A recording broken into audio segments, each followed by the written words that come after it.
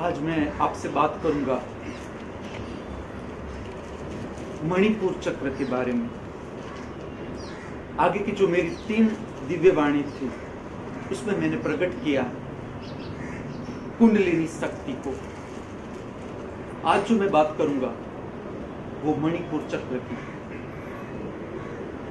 अगर इस नाम को देखा जाए, मणि का अर्थ होता है डायमंड, पुर का अर्थ होता है निवास, जैसे कोई सिटी है, निवास स्थान के लिए पुर शब्द उपयोग किया जाता है। मणिपुर चक्र, और जो चक्र है वो मैंने आपको कह दिया, फिर से कहता हूं कि जब हम दिया को प्रकट करते हैं तो आप देखोगे तो प्रकाश का सर्कल होता है, प्रकाश का सर्कल, और वो अनंत स्पेस में चला जाता है। वो सर्कल, एक सर्कल, दूसरा, तीसरा, इस तरह से वो फैलता जाता है। जो हमारा नाभि केंद्र है, नाभि केंद्र, तो पातंजलि ऋषि ने अंतर्दर्शन से चक्रों को खोजा। जिस तरह से डिसेक्शन से, बायोलॉजी में डिसेक्शन से, मेडिकल साइंस में भी डिसेक्शन से ग्लैंड को खोजा कि यहाँ पर ये ग्लैंड है, गले में ग्लैंड है, फिर जो हमारा पूरा डाइजेस्टिव सिस्टम है उसमें अनेक प्रकार की ग्लैंड, ग्रंथियां है, उसके पाचक रस है, ग्रंथि है, उपग्रंथि है, उसमें से जो पाचक रस निकलते हैं वो डाइजेशन का काम करते हैं। ये मेडिकल साइंस के डिसेक्शन से देखा। यही बात पातंजलि ऋषि ने अंतर्दर्शन से देखा कि हमारे भीतर यहाँ प्रकाश के पुंज, शक्ति के पुंज है। प्रकट हुए दिए का प्रकाश भीतर।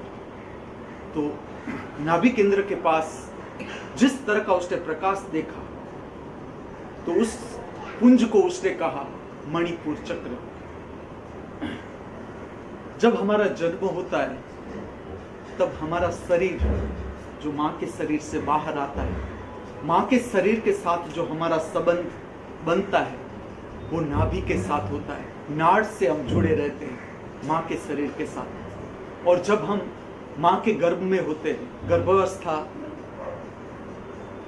का जो समय होता है, उसमें जो भी पोषण है हमारे शरीर के लिए पोषण, वो नाड़ के मार्फत हमारे भीतर आता है। जब ये क्षण आती है कि हमारा शरीर पूरा परिपक्व हो जाता है कि अब माँ के शरीर में रहना नहीं है, अब हमारा शरीर अपनी यात्रा खुद कर सकता है। इतना कुदरती, ये सारी घटनाएं कुदरती होती है, इसमें हमें कुछ भी करना नहीं। ये तो जो हो रहा है उसको मैं स्पष्ट करता हूँ। जब हमारा शरीर बाहर आता है तो जो नाड़ होती है वो काटी जाती है। जो नाभि केंद्र से हम जुड़े थे, माँ के उदर के साथ, माँ के पेट के साथ जुड़े, अब यहाँ से हम अलग हो जाते हैं। और यहाँ मैं एक बात कहूँगा कि जीवन जो है उसमें भय को सदा जानते रहना है, भय को। क्योंकि जो भय की तरंग है वही चिंता की तरंग है, जो जीवन में हमें हिलाती रहती है, प्रतिपल हिलाती रहती है। वो क्या है? उसे ठीक से देखा जाए तो वो है भय की तरंग।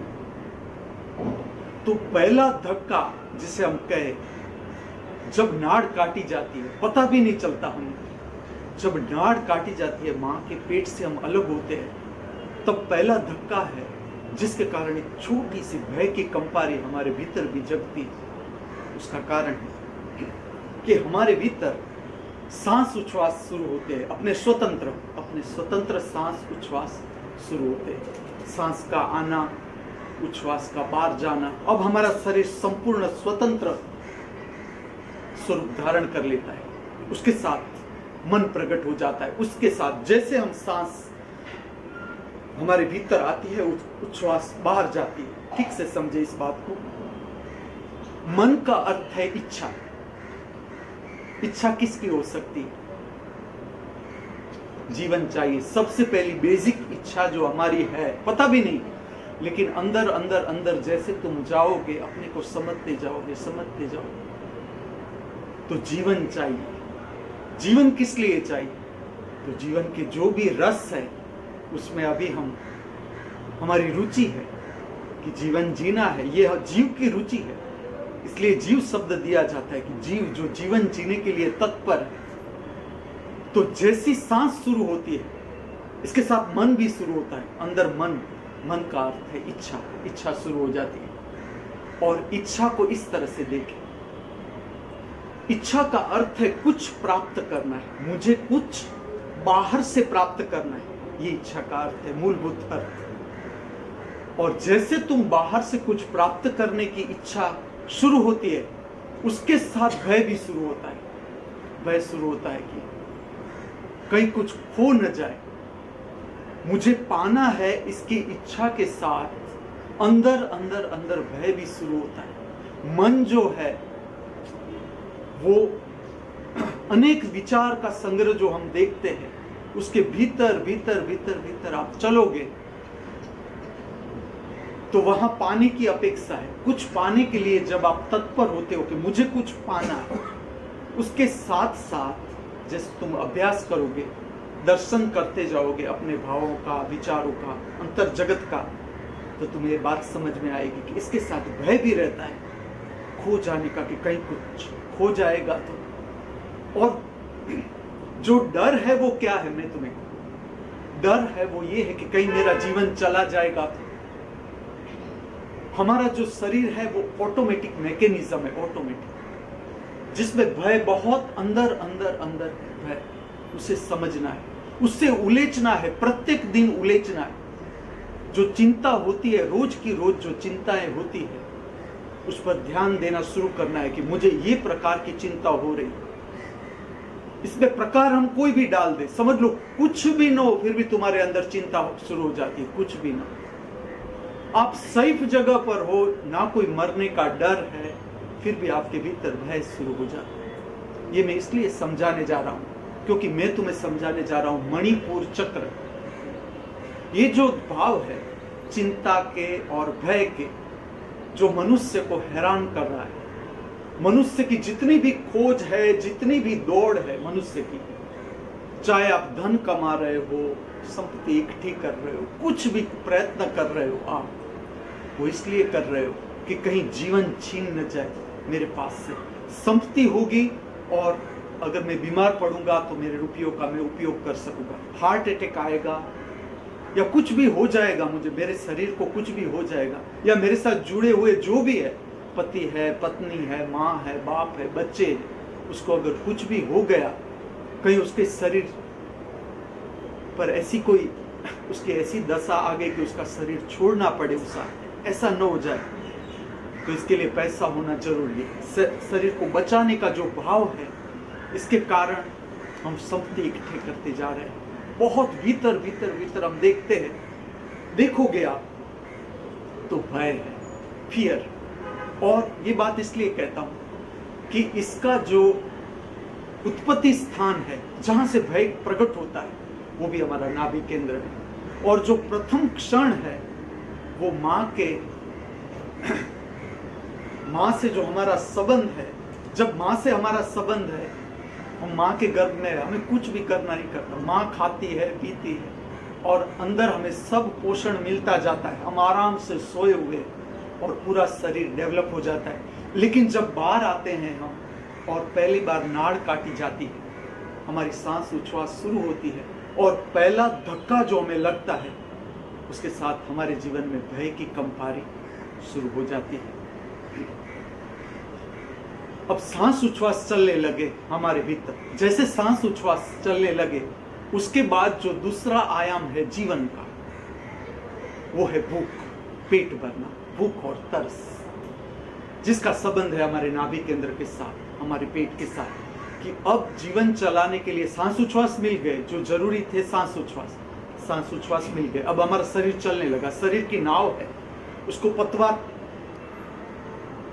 का जो फोर्स है वो मिलने लगा उसे। अब जो आती हुई सांस, जाती हुई उच्छ्वास, उसके साथ साथ साथ शरीर तैरने लगता है, संसार सागर में हमारा शरीर तैरने लगता है। फिर जो जीवन का दूसरा भाग है वो है भूख, कि हमें न्यूट्रिशन चाहिए, पोषण चाहिए। भोजन चाहिए। स्तनपान से शुरू होता है हमारा जो पोषण संबंधित जो घटना है, जो क्रिया है, शरीर संबंधित क्रिया है। तो माँ के स्तनपान से हम दूध प्राप्त करते हैं और हमारा शरीर धीरे धीरे धीरे धीरे विकसित होता जाता है। पहले मैं कुदरती घटना कहती, जैसे संचित होना शुरू होती है शक्ति, उसके बाद धीरे धीरे हम अन्न पर आते हैं, फल पर आते हैं, धीरे धीरे हमारे दांत आते हैं, तो फिर हम खाना शुरू करते हैं। खाने में भी फिर हम धीरे धीरे धीरे धीरे स्वतंत्र होते जाते हैं। पहले हमें माँ खिलाती रहती है, हमारे पीछे पीछे दौड़ती रहती है, क्योंकि हमें कुछ पता नहीं किस तरह से खाना है। तो जिस तरह से हमारी उछेर होती है, ब्रॉटअप होता है, इस तरह से धीरे धीरे धीरे हम फिर अपना खाना हम स्वयं खाते रहते हैं और खाने में भी हम स्वतंत्र हो जाते हैं। अब जीवन की जो तीसरी घटना बनती है इसके बाद, क्योंकि शक्ति संचित होती है, शक्ति हमारे भीतर अब संचित होना शुरू हो गई। जैसे शक्ति संचित होती है, उसके बाद का जो जीवन की जो मुख्य घटना है वो है तुम्हारे भीतर काम की शक्ति जगती है। धीरे धीरे वो काम की शक्ति के लिए संचित शक्ति चाहिए। काम वासना की जो शक्ति है, इसके लिए भीतर संचित शक्ति चाहिए, तभी काम वासना की शक्ति जग सकती है। उससे पहले शक्ति नहीं जग सकती, क्योंकि बच्चा जब जन्म लेता है तब उसके भीतर काम वासना नहीं है, क्योंकि अभी उसे शक्ति को संचित करना पड़ेगा। तो जब शक्ति संचित होती है पूरी, जरूरत से ज्यादा शक्ति, जो शरीर के लिए जो जरूरी शक्ति है, जैसे कि हमारे भीतर डाइजेशन चल रहा है, एक्सक्रीटरी सिस्टम काम कर रही है, ऐसी अनेक प्रकार की सिस्टम काम कर रही है, प्रतिपल खून बन रहा है, प्रतिपल हृदय धबक रहा है, ऐसी अनेक जैव रासायनिक प्रक्रिया है हमारे भीतर अपने आप होती रहती है, स्वयंभू। ऐसा नहीं कि हड्डी बनाने के लिए हमें अंदर जाना पड़ेगा, हमें अपनी हड्डी बनानी पड़ेगी। देखो कितना काव्यात्मक हमारा जीवन का प्रागट्य है कि सब कुछ अपने आप होता जाता है। जिस तरह से फूल खिलता है, इस तरह से मनुष्य का देह भी इस तरह से परिपक्व होता जाता है। तो एक घड़ी आती है जब मनुष्य परिपक्व होता जाता है, एक घड़ी आती है कि उसके भीतर काम वासना जगती है, जिसका केंद्र है हमारे शरीर के नाभि के नीचे का जो केंद्र है, तो वो काम वासना का केंद्र है। तो जिसे मूलाधार शक्ति कहा जाता है, जहां से काम वासना की शक्ति जगती है, उसे कहा जाता है मूलाधार।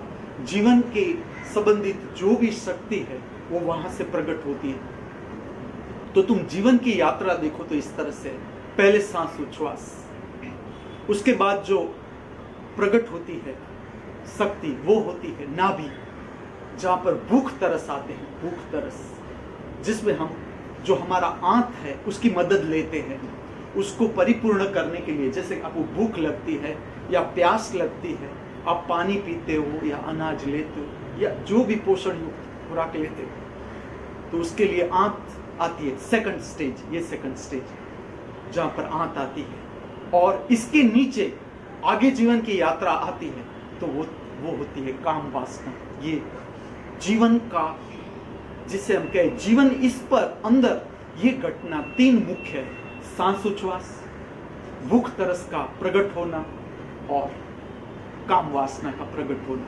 अगर इच्छा देखी जाए, अंदर से इच्छा देखी जाए, अंदर से जो जीवन की इच्छा है वो तीन हिस्सों में बटी है। एक सांस उच्छ्वास चाहिए, पहले तो सांस उच्छ्वास चाहिए।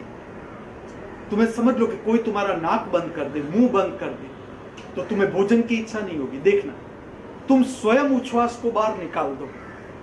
तुम समझ लो, मैं तुम्हें प्रयोग बताऊं कि तुम्हें बहुत भूख लगी है, बहुत भूख लगी है, प्यास लगी है, तुम उच्छ्वास को बाहर छोड़ दो। उच्छ्वास, सांस लो ही नहीं, उच्छ्वास को बाहर छोड़े रखो, सांस न लो। तुम देखो कि पहली इच्छा क्या आती है, क्या भोजन की इच्छा आती है या सांस लेने की इच्छा आती है? तो पहला तो सांस चाहिए, भोजन मिले न मिले वो दूसरी बात है। जैसे काम वासना है, वो भोजन से पहले नहीं आ सकती, भोजन पहले चाहिए, काम वासना से पहले भोजन चाहिए। क्योंकि जो काम वासना की इच्छा है वो एडिशनल शरीर की जरूरत से ज्यादा जो शक्ति होती है, तो ये कुदरती मार्ग है कि वो इस मार्ग से उस शक्ति को बाहर फेंक देता है। क्योंकि अब इतनी शक्ति शरीर को चाहिए नहीं। तो ये कुदरती मार्ग है कि जब काम वासना की इच्छा होती है, मतलब एडिशनल इच्छा, तुम्हारे अंदर जरूरत से ज्यादा इच्छा, जरूरत से ज्यादा शक्ति हो जाती है, तब तुम्हारे भीतर काम वासना की इच्छा जगती है। ये मैं इसलिए समझा रहा हूं कि हमारा शरीर किस तरह से काम करता है। जब हमें अच्छा जीवन जीना है, जब अच्छी तरह से जीवन जीना है, जैसे कि तुम्हें गाड़ी अच्छी तरह से चलानी है, तो तुम्हें हर एक मैकेनिज्म से परिचित होना पड़ेगा कि किस तरह से गाड़ी स्टार्ट होती है, चलती है, किस तरह से उसकी स्पीड बढ़ाई जाती है, किस तरह से उसे ब्रेक मारी जाती है, किस तरह से उसे टर्न किया जाता है। हर एक मैकेनिज्म से तुम्हें परिचित होना पड़ेगा। सही, हमारा जो शरीर है, हमारा जो जीवन है, जिसका जो प्रागट्य है इस पृथ्वी पर, उसको समझने के लिए मनुष्य को यह जानना पड़ेगा कि हमारे भीतर क्या घट रहा है। जब तुम कहते हो इच्छा, तो इच्छा बाहर तुम कोई भी देखो, चाहे तुम पद की इच्छा देखो, तुम प्रतिष्ठा की इच्छा देखो, तुम संचय की इच्छा देखो, कि ज्यादा धन कमाने की इच्छा, ज्यादा नाम कमाने की इच्छा, कुछ भी ABC, कुछ भी, जो भी आपकी इच्छा है, तुम इच्छा पर धीरे धीरे काम करना, ध्यान देना शुरू करोगे कि इच्छा को देखते जाए, समझते जाए, तो इच्छा का मूल स्वरूप मैं तुम्हें प्रकट करता हूं कि अंदर क्या हो रहा है। अंदर यही है, पहले सांस उच्छ्वास की इच्छा, फिर खाना, भूख और प्यास, ये दूसरा आयाम, और तीसरा आयाम काम वासना की इच्छा। इस तरह से इच्छा का मुख्य रूप है। जो हम संचय कर रहे हैं, बाहर संचय कर रहे हैं, उसमें भी अगर ठीक से देखा जाए, आंतरिक दशा को देखा जाए, समझा जाए, जैसे आप अपने को समझने लगोगे, पता चलेगा कि जब आप कुछ भी संचय करते हो, बाहर कुछ भी संचय करते हो, तो आपकी जो शक्ति है उसका अंदर मार्ग है, वो नाभि केंद्र से काम केंद्र तक। जब तुम नाभि केंद्र से ऊपर उठना शुरू करते हो, त्रिनेत्र की ओर जाना शुरू करते हो, तुम्हारे भीतर उदारता आनी शुरू होती है। उदारता, जैसे तुम नाभि केंद्र से नीचे जाते हो, नाभि केंद्र से नीचे जाते हो, तुम्हारे भीतर लोभ जगता है संचय करने का। समझना, काम वासना है, काम वासना वो शक्ति का संचय है, कि जब तक शक्ति संचित नहीं होती तब तक काम वासना प्रकट नहीं होती। उसके लिए शक्ति चाहिए भीतर। तो जो संचय का भाव है वो बाहर भी काम करता है, वो बाहर भी काम करता है, कि बाहर से भी हम चीज वस्तुओं में डूब जाते हैं, कि ज्यादा मैं चीज वस्तुएं इकट्ठी कर लूं। ये समझना है, लोभ हमें समझना है, हमें जीवन के साथ किस तरह से काम लेना है। मणिपुर चक्र जो है, मैं समझाने जा रहा हूं, मणिपुर चक्र वो जीवन का मुख्य केंद्र, मुख्य केंद्र। तुम बराबर समझना, ये मध्यमान जगह पर है। मणिपुर चक्र अगर हम नाभि देखें तो बीच में है, इसके नीचे काम केंद्र का प्रागट्य है, और इसके ऊपर चले जाए तो सांस उच्छ्वास आती है। उसके बीच में भी दो चक्र आते हैं। नाभि के ऊपर दो महत्वपूर्ण चक्र है, एक है हृदय चक्र जिसके साथ भाव जुड़ा है, और इससे ऊपर है कंठ चक्र जिसके साथ हमारी आवाज प्रकट होती है, ध्वनि प्रकट होती है। और ये भी कोई जो ध्वनि प्रकट होती है, जो चक्र है ध्वनि का, वो भी अद्भुत चक्र है। जैसे जैसे हम शरीर को समझते जाएंगे, हमें पता चलेगा कि क्या क्या रहस्य हमारे शरीर में छिपे हुए हैं। तुम ऐसा समझो कि जब एक टेंशन आता है, तुम्हारे पर टेंशन आता है, तो शरीर उसे रिलीज करने का प्रयत्न करता है किसी भी तरह से। टेंशन का अर्थ है, टेंशन को अगर हम वैज्ञानिक रूप दें तो टेंशन का अर्थ है शक्ति का बढ़ना, जरूरत से ज्यादा शक्ति का बढ़ना। तो शक्ति को एडजस्ट करना पड़ता है, शरीर को एडजस्ट करना पड़ता है, शक्ति को डिस्ट्रीब्यूट करना पड़ता है। तो पहले तो शरीर शक्ति को डिस्ट्रीब्यूट करता है, हमारे भीतर ऑटोमेटिक मैकेनिज्म। और जो मैं स्थान दिखाता हूं तुम्हें, कि जैसे नाभि केंद्र है, काम केंद्र है, हृदय चक्र है, कंठ चक्र है, ये चार स्थान है। तो शक्ति को कहीं ना कहीं एडजस्ट करना पड़ेगा। तुम जब टेंशन में आते हो, तुम्हारी धड़कन फास्ट हो जाएगी। तुम देखना, जब भयग्रस्त स्थिति आती है, तुम्हारी धड़कन, हृदय है असंतुलित हो जाएगा, हृदय की धड़कन असंतुलित हो जाएगी। इसके साथ साथ तुम्हारे पेट में भी एक विचित्र दशा, जिसे हम कहें भागने की इच्छा होती है। हम हमारे से ही भागना शुरू करते हैं, क्योंकि भय कहीं बाहर नहीं। समझ लो शेर हमारे सामने आ जाता है, शेर में कुछ नहीं, लेकिन हमारे भीतर जो भय की तरंग जगती है, तुम ठीक से समझो इस बात को, वो हमें हैरान कर रही है। हम जो कंपित हो जाते हैं वो हमारे भीतर कुछ हुआ, हमारे अंदर से कुछ आया, शक्ति इम्बैलेंस हुई, जो बाहर से घटना आई उसकी तरंगों ने हमें छुआ, हमारे में प्रविष्ट हुई वो तरंगे, अब वो जरूरत से ज्यादा हो गई तो शरीर एडजस्ट करता है, तरंगों को एडजस्ट करता है। तुम्हारे पर बर्डन जब बहुत बढ़ता है तो दो मार्ग है, या तो शक्ति को ऊपर ले जाना, या शक्ति को नीचे उतार देना। जहां से द्वार है वहां से तुम शक्ति बाहर फेंक सकते हो। तो जो नाभि केंद्र है उससे ऊपर देखो तो मुख द्वार है जिससे तुम बोल सकते हो, और नाभि केंद्र है उससे तुम नीचे देखो तो मल द्वार है, मूत्र द्वार है, और जिसके साथ काम वासना का संबंध भी है।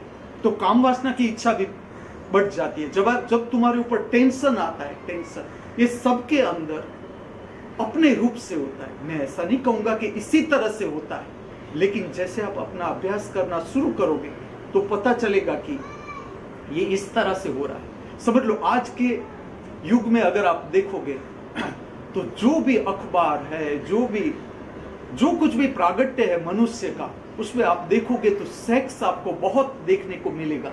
उसका कारण इतना ही है कि मनुष्य जरूरत से ज्यादा टेंशन आ रहा है, उसके शरीर के ऊपर जरूरत से ज्यादा टेंशन आ रहा है, और टेंशन को रिलीज करने के लिए ऊपर के जो मार्ग है, ऊपर की दिशा के जो मार्ग है, उससे अभी उसे परिचित होना पड़ेगा, मेहनत लेनी पड़ेगी। समझो तुम जीवन का जो स्वाद है उसको पाने के लिए, समझने के लिए हमें मेहनत करनी पड़ेगी। और ये प्राकृतिक मार्ग है कि जब काम वासना की इच्छा होती है और जरूरत से ज्यादा शक्ति है वो बाहर फेंकी जाती है, ताकि शरीर फिर से बैलेंस स्थिति में आ जाता है, जो बर्डन है वो निकल जाता है। जब तुम्हारे ऊपर जरूरत से ज्यादा बर्डन आता है तो कई बार ऐसा होता है तुम गूंगे हो जाते हो, कंठ चक्र पर शक्ति अटक जाती है। कई लोगों को तुम देखोगे डिप्रेशन में, वो कुछ भी बोलते नहीं, वो मौन नहीं है, लेकिन उसका कंठ चक्र जरूरत से ज्यादा एनर्जी आ गई तो कंठ चक्र इम्बैलेंस हो जाता है, तो बोलना निकलता ही नहीं, उसके अंदर से बोलना, वो ऐसे तुम देखोगे उसे कंफ्यूज्ड, वो जैसे अंधेरे में खो गया, इस तरह की तुम उसकी अवस्था देखोगे। वो एक कोने में बैठा है, किसी से न बोलना न चाहता, तो वो शक्ति है वो वहां कुंठित हो गई। और कुछ लोग देखोगे तुम तो जरूरत से ज्यादा बोलेंगे, जब टेंशन आएगा तो जरूरत से ज्यादा बोल होती रहेगी, वो और कुछ भी नहीं, अंदर का एक टेंशन है वो बढ़ जाता है। जो भारत में पुराने समय में एक प्रक्रिया थी, आज भी तुम देखोगे वो MS सुब्बालक्ष्मी की आवाज में बहुत सुंदर ऐसी श्लोक प्रकट किए हुए, जैसे विष्णु सहस्त्र नाम है या वेंकटेश सुप्रभातम है, जो 20-20, 30-30 मिनट की प्रार्थना है कंटिन्यू। और इस तरह से वो प्रार्थना एक समय में मार्गदर्शन मनुष्य को दिया जाता था कि सुबह में जब तुम उठो, या ऐसा भी है, मैं खाली इसकी बात नहीं कर रहा हूं, जैसे कि आप गुरुवाणी पढ़ते हो, सिख धर्म है तो उसमें गुरुवाणी पढ़ी जाती है, या मुस्लिम धर्म है तो आजान की जाती है जिसमें आवाज प्रकट करनी है, आवाज, या हिंदू धर्म है तो श्लोक, गीता है तो गीता के श्लोक बोलना या मंत्र बोलना, या शिव के श्लोक मंत्र, ये जो कुछ भी है जिसमें आवाज को प्रकट करनी है, आवाज को, वो है कंठ चक्र की शक्ति को प्रज्वलित कर देना। कंठ चक्र की शक्ति को प्रज्वलित करने का अर्थ इतना ही है कि जो भीतर का टेंशन है, भीतर का टेंशन, उसे रिलीज करना है, उसे बाहर फेंक देना है, ताकि भीतर स्वस्थता बनी रहे। हमारा जो मन है उसको जरूरत से ज्यादा शक्ति गई, चिंता भीतर रह गई, तो तुम्हारा मन जो है वो असंतुलित हो जाएगा। जैसे मन असंतुलित हुआ, मन विचारों की जो प्रक्रिया है उसका प्रभाव हमारे शरीर पर बहुत है। जब तक हम मन को बराबर से न जाने, जब तक हम भाव को बराबर से न जाने, तब तक जो भाव की ताकत है जो विचारों से भी ज्यादा है, विचारों से भी ज्यादा। एक छोटा सा भाव समझ लो कि तुम्हारे भीतर ईर्ष्या पैदा हुई, पूरा मन जो है, सारे के सारे विचार तुम देखना, सारे के सारे विचार ईर्ष्या से रंग जाएंगे।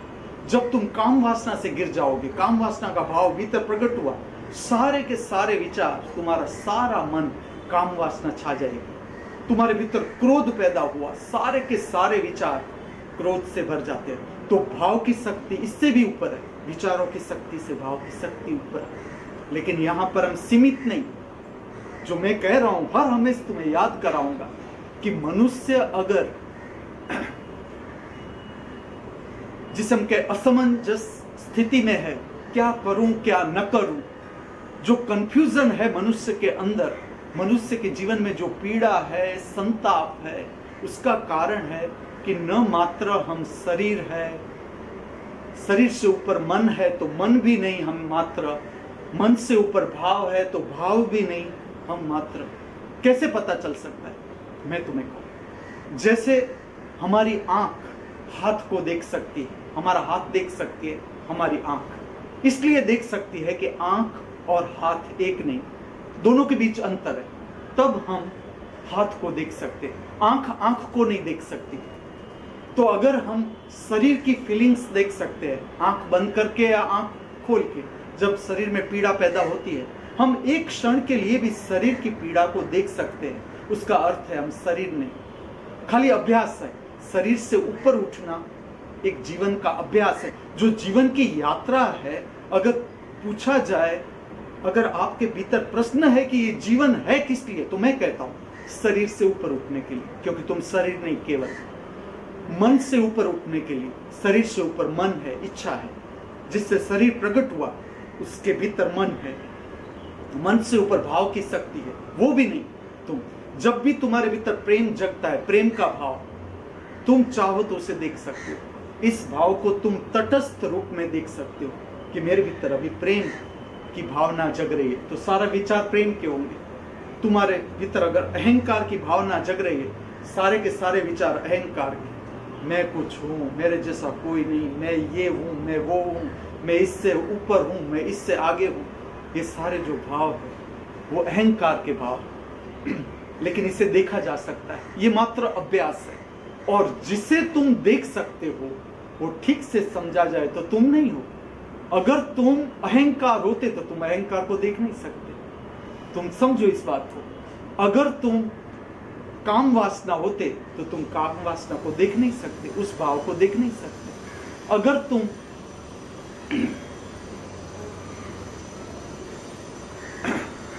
जिस चीज को हम देख सकते हैं, जिस चीज को हम देख सकते हैं हम भीतर, हमारे भीतर, चाहे वो शरीर की तरंग है, चाहे वो विचार की तरंग है, चाहे वो भाव की तरंग है, जिसे हम देख सकते हैं वो हम नहीं। हम देखने वाले हैं। हमारे भीतर जो घटना हो रही है वो देखने की शक्ति है, वो इन तीनों से ऊपर है। शरीर से भी ऊपर, विचार से भी ऊपर, भाव से भी ऊपर। इस शक्ति के साथ हमें अपने को समझते जाना है, जोड़ते जाना है, जोड़ते जाना है, क्योंकि ये घटना प्रतिपल हमारे जीवन में घट रही है। प्रतिपल कोई है हमारे भीतर जो प्रतिपल हमारे भीतर वो आंख देख रही है। और वो आंख को अगर आप परमात्मा की आंख कहो तो परमात्मा की आंख कहीं जा सकती है। मैं आपको समझाने जा रहा हूं मणिपुर चक्र। मणिपुर चक्र का बेहतरीन जीवन के साथ बहुत बड़ा संबंध है। हम पूरी दिन क्या पैरामीटर है, हमें हमारा जीवन अच्छी तरह से हम जी सके, उसके पैरामीटर क्या है, किस तरह से हम समझेंगे। हम सुबह से ले जब हमारी आंख खुलती, जागते हैं, हमें पहला दर्शन ये करना है कि हम जब जागते हैं निद्रा में से क्या स्थिति है हमारी क्या स्थिति है। उसी वक्त हमें हमारे भीतर एक नजर ले जानी है, किस तरह के स्वप्न आए, पूरी रात हमारी कैसी बीती, कैसे कैसे स्वप्न आए, भय के स्वप्न आए, काम वासना के स्वप्न आए, क्रोध के स्वप्न आए, हिंसा के स्वप्न आए, क्या क्या स्वप्न आए, क्या क्या हमने देखा हमारे भीतर। कोई स्वप्न आया, नहीं आया, आया तो किस प्रकार के स्वप्न आए। फिर जब हम उठते हैं हमको देखना है फ्रेशनेस, कि कितनी ताजगी के साथ हम निद्रा में से बाहर हैं। इसका संबंध है मणिपुर चक्र के साथ पूरे जीवन का। मैं वही समझाता हूँ कि मणिपुर चक्र जो है वो जीवन का आधार है। वहां से सारा, जिसे हम कहे कि जीवन की जो शक्ति प्रकट होती है, और उस पर जो असर आता है हमारे भीतर से, उस शक्ति का असंतुलित होना या संतुलित होना, उसका संबंध मणिपुर चक्र के साथ है। मणिपुर चक्र मतलब नाभि केंद्र। तो सुबह में हमें पहला ये देखना है कि जब हम उठते हैं तो कितना ताजगी के साथ उठ रहे हैं, फ्रेशनेस कितनी है। जब हम जागते हैं तब फ्रेशनेस कितनी, ये अभ्यास है, ये दर्शन है जीवन का। दूसरी बात पर जो तुम्हें ध्यान देना है वो ध्यान देना है कि तुम्हारा पेट ठीक से साफ हो रहा है कि नहीं, सुबह में ठीक से साफ हो रहा है। क्योंकि मैंने आगे की भी मेरी दिव्य वाणी में ये इसके ग्रेड प्रकट किए कि अगर तुम कुछ भी शरीर में डाले बिना, जैसे ना पानी पिया, ना चाय ली, ना कॉफी पी, कॉफी तो पीनी ही नहीं है, अगर पेट को ठीक से साफ करना है तो कॉफी से बचना है। लेकिन ये सबकी अपनी अपनी आदत है, जीवन की यात्रा है। कई बार मैंने देखा है कि कुछ लोग टोबे को खाते हैं पेट साफ करने के लिए सुबह में, तभी उसका पेट साफ होता है, उससे पहले नहीं। कई लोग हैं वो चूर्ण खाते हैं, अलग अलग प्रकार के कितने चूर्ण हैं कि वो अपने पास रखते हैं पचाने के लिए। पहले खा बहुत जाते फिर पचता नहीं, पचने के लिए, मल बनाने के लिए वो चूर्ण रखते, चूर्ण खाते। कोई प्राणी है कभी चूर्ण खाता नहीं, कोई भी प्राणी अपने आप उसका पेट साफ होता है, कुदरत करती है उसका पेट साफ। लेकिन मनुष्य बीच की दशा है, मनुष्य ऐसी दशा है कि आधा हाथ परमात्मा ने पकड़ा है, आधा हाथ छोड़ा हुआ है। प्राणी है तो प्राणी का अर्थ ही है, पशु शब्द है, पशु का अर्थ है जो पास में बंधा हुआ है, उसकी अपनी स्वतंत्रता नहीं। हमारे पास स्वतंत्रता है भी और नहीं भी है, ऐसी दशा में आ जाता है मनुष्य। तो दूसरा पॉइंट तुम्हें यह देखना है कि तुम्हारा पेट ठीक से सुबह में साफ होता है या तुम्हें इसके लिए बहुत कुछ करना पड़ता है, चाय पीना पड़ता है, ये करना है, वो करना है, तब तुम्हारा पेट साफ होता है। और जो पेट साफ नहीं हो रहा है उसका भी कारण ये है कि हम जो भोजन पसंद कर रहे हैं वो इस तरह के भोजन है कि जो जिसमें रेशा चाहिए, मल बनने के लिए जो रेशा चाहिए वो रेशा पर्याप्त नहीं होते, तो ठीक से मल बनता नहीं और शरीर से बाहर निकलता नहीं। जब तुम्हें शरीर में सुबह में आलस लगता है, आलस्य का भाव जगता है, बेचैनी लगती है, उसका कारण इतना ही है तुम्हारे शरीर में अब मल संचित हुआ। अब जो मल है वो खाली आंत के नीचे के क्षेत्र में नहीं है, उसका प्रभाव पूरे शरीर पर आता है, पूरे शरीर पर। पूरा ब्लड जो है, पूरा ब्लड वो मल युक्त है, क्योंकि ब्लड तो पूरे शरीर में से निकलता ही जाता है, घूमता ही रहता है, पूरे शरीर में घूमता ही रहता है। आंत का जो ब्लड है वो हृदय में भी आता है, हृदय से फिर मगज में भी आता है, इस तरह से पूरे शरीर में वो घूमता रहता है। तो जैसे जैसे वो शरीर में घूमता रहेगा और अभी मलयुक्त पदार्थ उसके अंदर है, तो तुम्हारे भीतर आलस्य की तरंगे पैदा होगी, अच्छा नहीं लगेगा। ये जो सारे सिम्टम्स है सुबह में, उसका और कोई कारण नहीं, लेकिन अभी मलयुक्त है, तुम्हारा जो ब्लड है वो मलयुक्त है। तुम्हारे भीतर से अभी जो मल है वो परिपक्व दशा में अभी आया नहीं और शरीर से बाहर फेंका नहीं गया। ऐसी अवस्था में जब हम आते हैं तो प्रमाद पैदा होता है, शरीर में प्रमाद पैदा होता है। ये मैं इसलिए बता रहा हूं, मैं तुम्हें समझाने जा रहा हूं मणिपुर चक्र, ये इसके साथ संबंधित बात, क्योंकि जब तुम भोजन लेते हो, भोजन और शक्ति पूरी जो शरीर को जरूरी है, शारीरिक शक्ति वो अपने आयाम से मिल जाती है, शरीर को शरीर की शक्ति मिल जाती है। उसके बाद जो घटना बनती है आंत में, वो बनती है मल का शुरू हो जाना, मल बनना शुरू हो जाना, और शरीर काम ही करता रहता है, अपना काम खुद करता रहता है।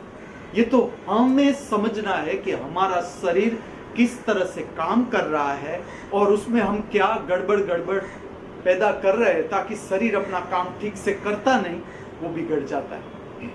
तो जो दूसरी स्थिति हमें समझनी है, पहली स्थिति हमें ये देखनी है सुबह में कि हम फ्रेशनेस के साथ जागे। हम जब जागे तो कितनी ताजगी है जीवन में, नई उमंग, नई तरंग के। आज का दिन, एक पूरा दिन हमें जीने को मिला, एक पूरा दिन जीने को मिला।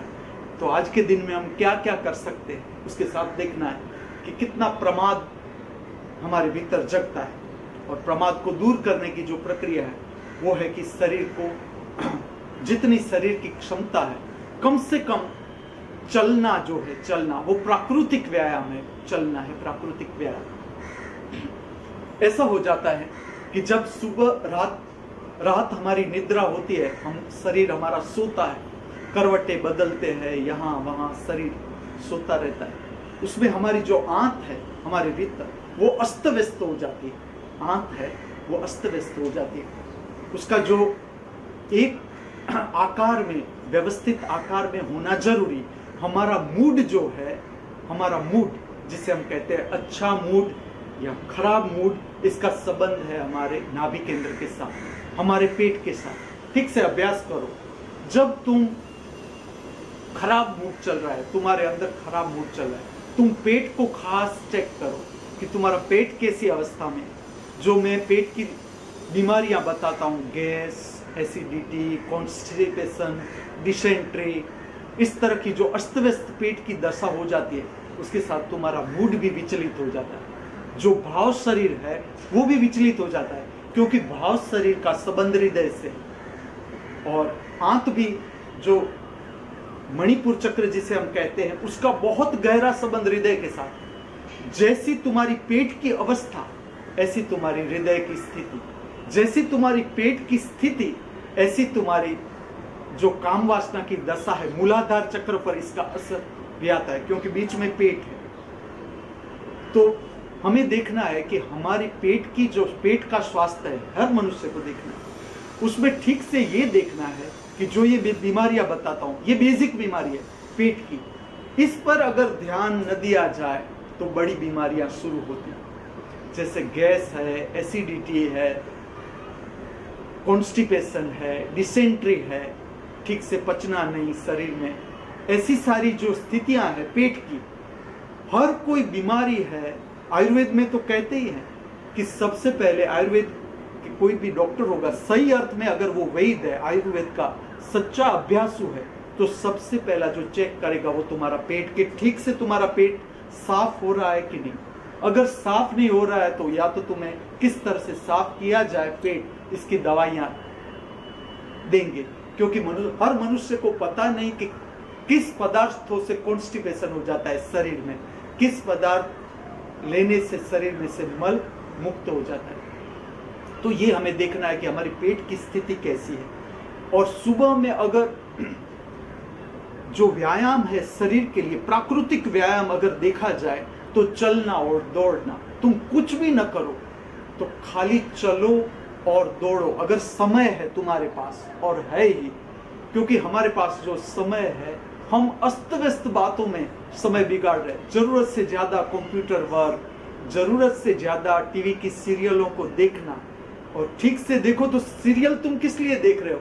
भीतर से कंटाड़ा आ रहा है, भीतर से कुछ अभाव महसूस हो रहा है, तुम कंप्यूटर लेकर बैठ जाते हो, तुम हाथ में वीडियो गेम खेलते रहते हो। जो कुछ भी खोजा जा रहा है, आज खोजा जा रहा है, वो अपने को भुलाने के लिए खोजा जाता है, कि हमारे भीतर जो गड़बड़ हो रहा है उसको भुलाने के लिए तुम अस्त व्यस्त बातों में अपना जीवन बिताते हो। जहां जरूरी है तुम्हारे लिए एक्सरसाइज, कि जब तुम जागो तब शरीर फिर से एक नई सुबह प्राप्त होगी हमें जीने के लिए।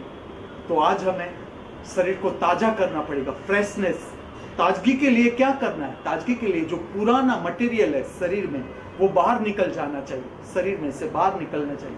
और जब ये स्थिति तुम प्राप्त करते जाओगे, इसका आनंद जब तुम्हें आने लगेगा, तब तुम्हें पता चलेगा कि तुम घर में भी अस्त व्यस्त चीजें नहीं रखोगे।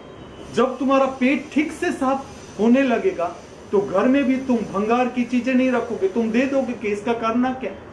रोज तुम्हें भोजन भी मिल जाएगा और रोज तुम्हारे लिए वो जो जरूरी है वो द्रव्य भी तुम्हें मिल जाएगा, तुम बिन जरूरी कुछ भी नहीं रखोगे। हम मल थोड़ा इसलिए संचित करके रखते कि चलो मल में बचा के रख लोगे, चाहे आज रोटी न मिले तो। इस तरह से पुरानी चीज वस्तु है, घर में पुरानी चीज वस्तु है। तुम देखो कि तुम्हारे कितने वस्त्र तुम्हें काम के है, कि जिसका उपयोग हो रहा है। घर की तुम हर चीज पर नजर रखो, हर एक चीज जो घर में पड़ी है, क्योंकि मैं कहता हूं बेहतरीन जीवन अगर तुम्हें जीना है तो ये बात समझनी पड़ेगी अगर तुम्हारे बाहर की तरंगे खराब हो रही है, घर की तरंगे खराब हो रही है, घर की तरंग, तो इसका अर्थ है जरूरत से ज्यादा सामान है। घर में स्पेस होनी चाहिए, घर में जीने के लिए स्पेस चाहिए, अंदर भी बाहर भी।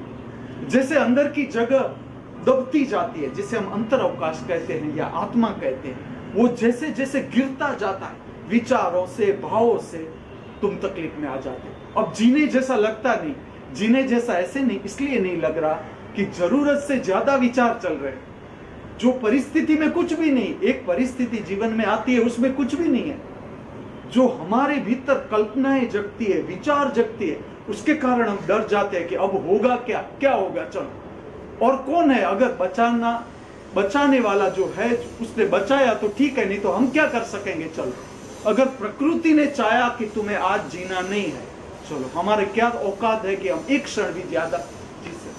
वो हमें मौका देते ही जा रहे। प्रकृति क्या कम मौका दे रही है हमें जीने का, लेकिन जीने की जो कला है वो हमें सीखनी है।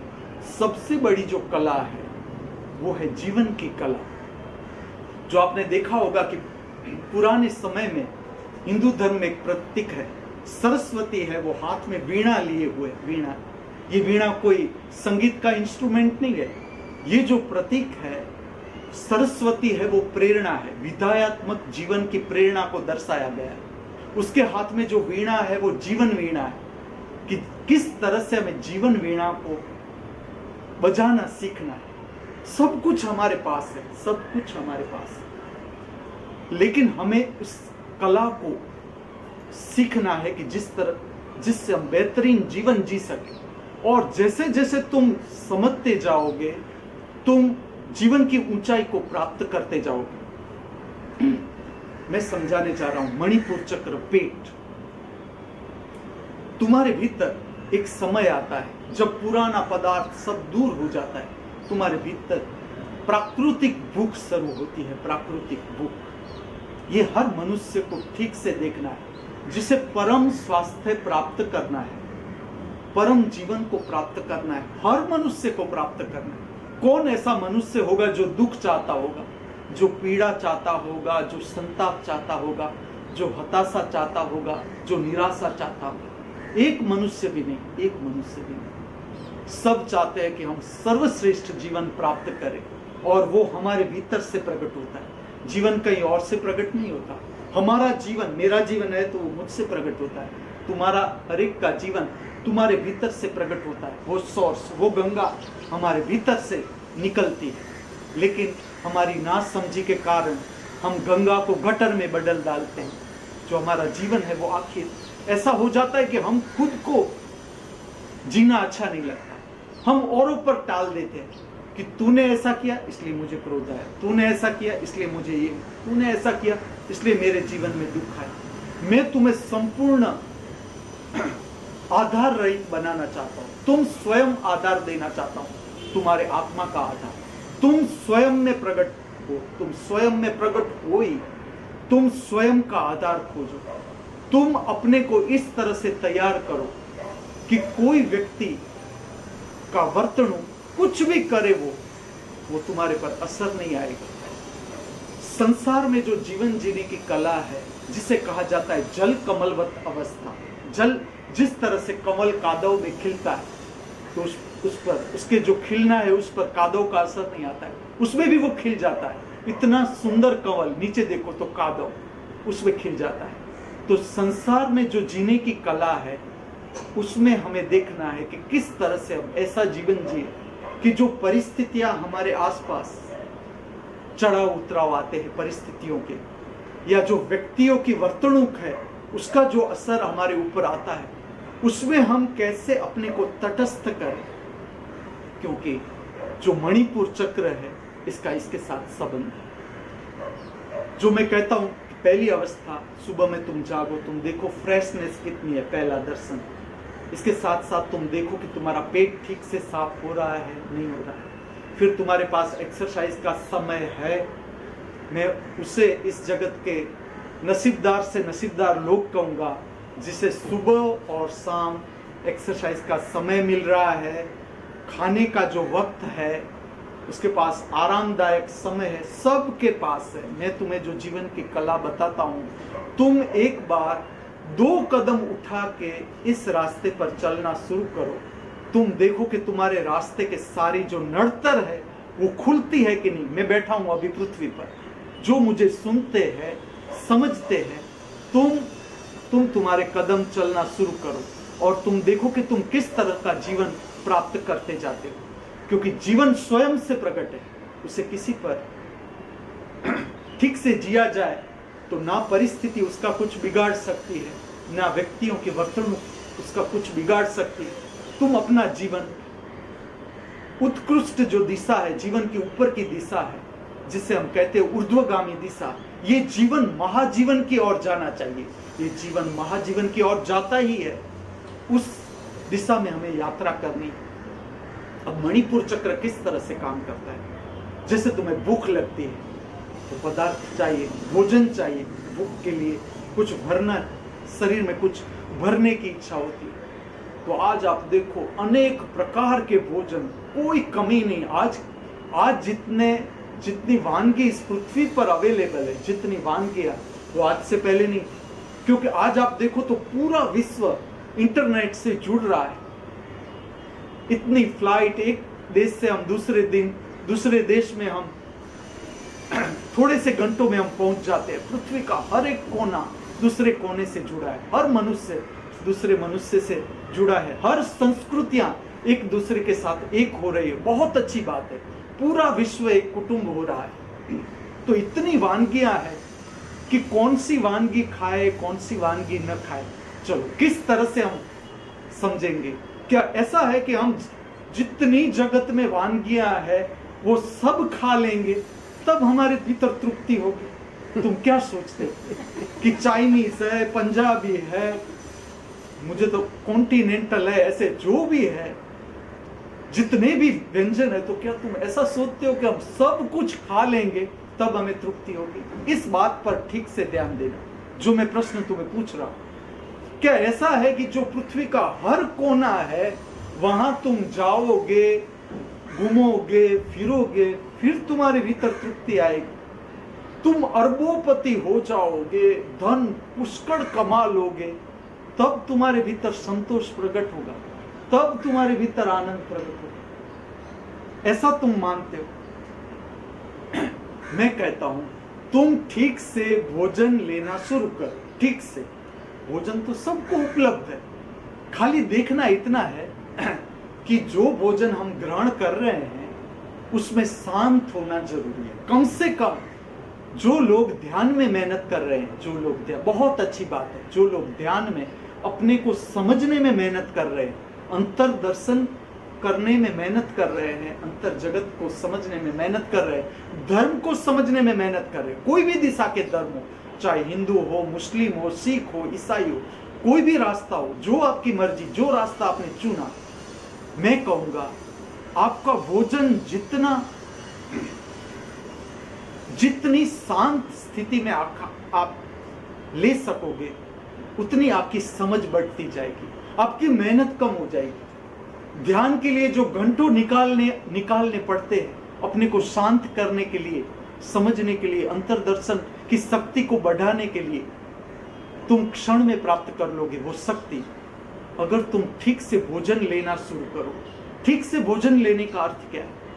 कि जब तुम भोजन की क्रिया कर रहे हो, मैं देखता हूं कि भोजन जब तुम ले रहे हो, तुम अस्त व्यस्त बातों में उलझ जाते हो। डाइनिंग टेबल पर पति पत्नी के बीच ऐसी बात नहीं होनी चाहिए कि जिसमें झगड़ा पैदा हो जाए भोजन के बाद। ये मैं कहूंगा गृहिणियों को संभालना है, ये बात गृहिणियों को संभालनी है, जिसे हम कहते हैं गृह लक्ष्मी। जो घर की लक्ष्मी है, घर की समृद्धि कही जाए, घर का हृदय कहा जाए, तो वो है स्त्री। उसे समझना पड़ेगा कि घर की ऊंचाई, घर की स्थिति की ऊंचाई अगर आप लाना चाहते हो तो स्त्रियों को संभालनी होगी ये बात कि जब अपना पति डाइनिंग टेबल पर हो, उससे जो न्यूट्रिशियस फूड है, जो न्यूट्रिशियस पोषणदायक पदार्थ है, जो शरीर के लिए, जो शरीर को स्वास्थ्य देने वाले पदार्थ है, ऐसे पदार्थ वाला जो उसका प्रेम से बनाया हुआ भोजन है, गर्म भोजन, वो उसके हाथों से उसे खिलाया जाए, उसे परोसा जाए और खुद भी खाए। डाइनिंग टेबल पर सदा प्रसन्नचित्त, चाहे कितना ही भयंकर प्रॉब्लम तुम्हें घेर क्यों न लिया हो, तुम देखो, तुम ठीक से भोजन करना शुरू करो। जैसे जैसे, मैं ऐसा कहूंगा, जैसी तुम्हारी अंतरदशा, जैसा अंदर का वातावरण ऐसा बाहर का वातावरण। अगर तुम्हारा अंदर का वातावरण गलत है, गड़बड़ है, अस्त व्यस्त खाओगे, अस्त व्यस्त विचार होंगे, क्योंकि आखिर शक्ति है, विचार है का, तो वो अस्त व्यस्त विचार प्रकट होंगे। अस्त व्यस्त विचार अस्त व्यस्त भाव को प्रकट करेंगे। अस्त व्यस्त भाव अस्त व्यस्त शरीर हो जाएगा।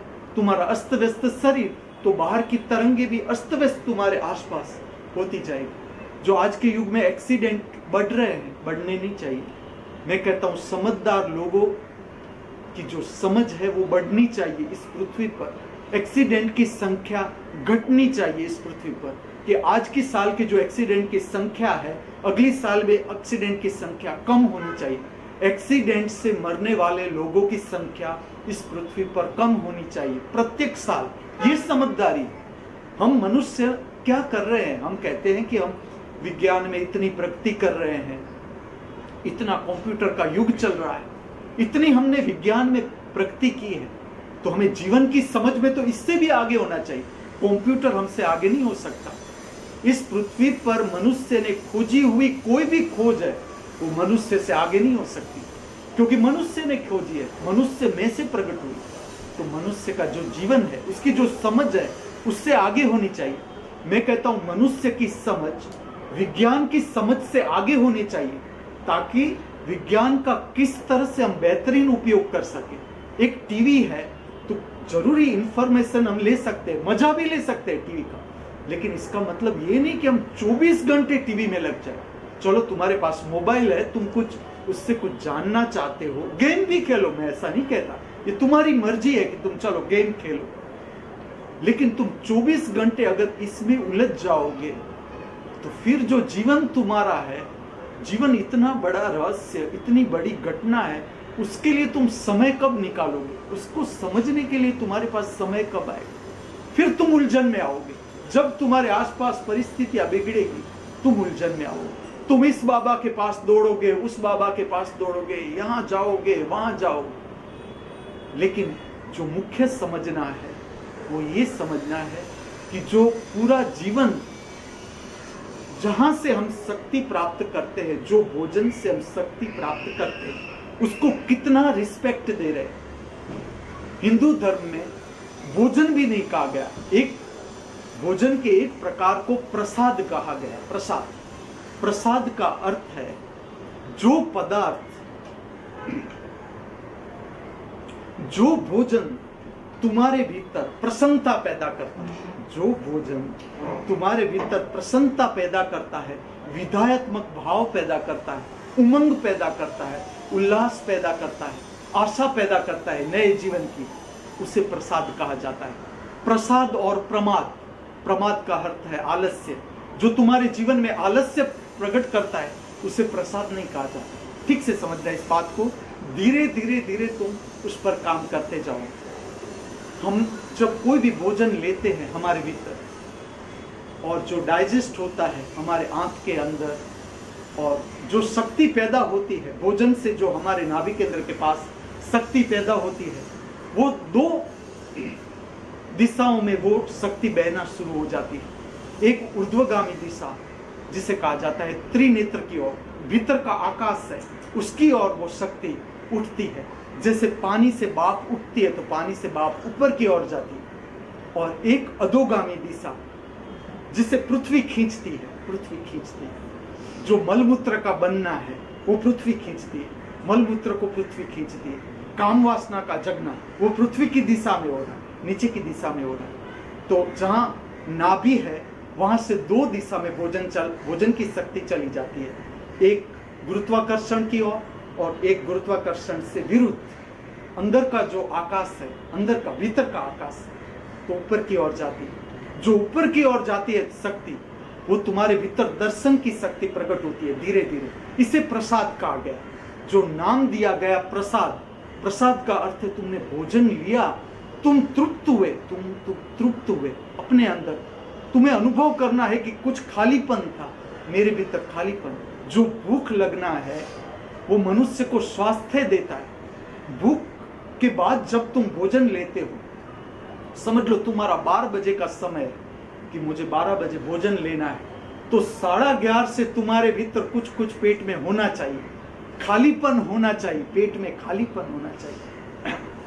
और जब खालीपन होता है और फिर भोजन जो अंदर जाता है तो पूरा शरीर तैयार है भोजन को ठीक जगह पर उस शक्ति को पहुंचाने के लिए। पूरा भोजन तैयार है। ये मैं किस लिए बता रहा हूं?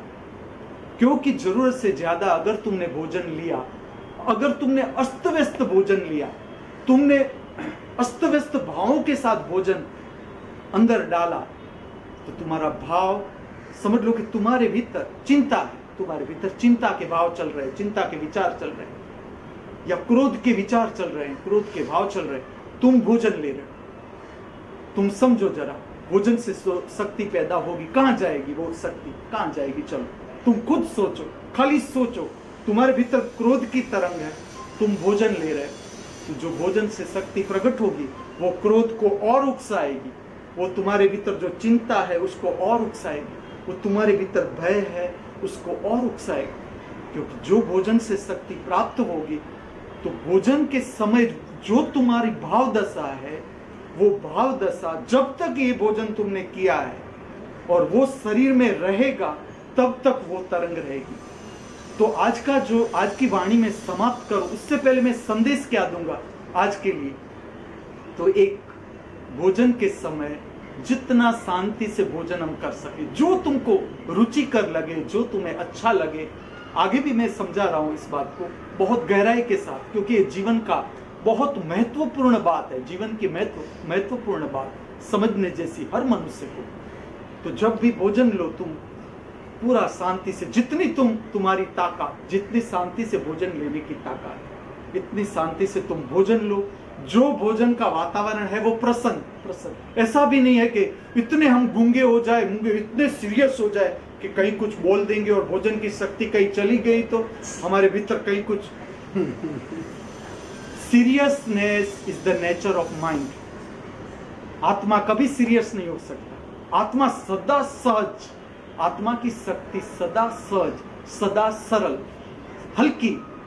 अगर हमें शक्ति को ऊपर उठाना है, शक्ति को ऊपर उठाना है, तो भारेखम मूड नहीं रखना है। भारेखम, जितना हम हंस सकते हैं, हंसा सकते हैं, प्रसन्न वातावरण करके भोजन को लेना है। आज का संदेश मेरा तो इस तरह से आज का भोजन लेना है, आरामदायक। और पूरी रात ये देखना है, जब तुम रात की निद्रा, कि आज की रात की निद्रा रही कैसी, कल तुम जब जागो तो तुम्हें देखना है कैसे स्वप्न आए, किस तरह के स्वप्न थे, निद्रा थी तो कैसी निद्रा थी। कल तुम जब उठो सुबह में तो किस भाव के साथ उठते हो, प्रसन्नता के साथ उठते हो या तुम निराशा के साथ उठते हो, जिस भाव के साथ उठते हो, क्योंकि ये तो जीवन का अभ्यास है। तो ये भी तुम्हें देखना है। तो आज की जो बात यहाँ पर मैं समाप्त करूंगा मणिपुर चक्र की, कि भोजन है वो प्रसन्न अवस्था में हम सब ले सके, शांति की स्थिति में हम सब ले सके। यहाँ पर मैं मेरी वाणी पूर्ण करता हूँ। हमारे सबके भीतर दृष्टा स्वरूप परमात्मा जो उपस्थित है, उसके चरणों में मैं मेरा वंदन अर्पण करता हूँ। मेरा वंदन स्वीकार करें।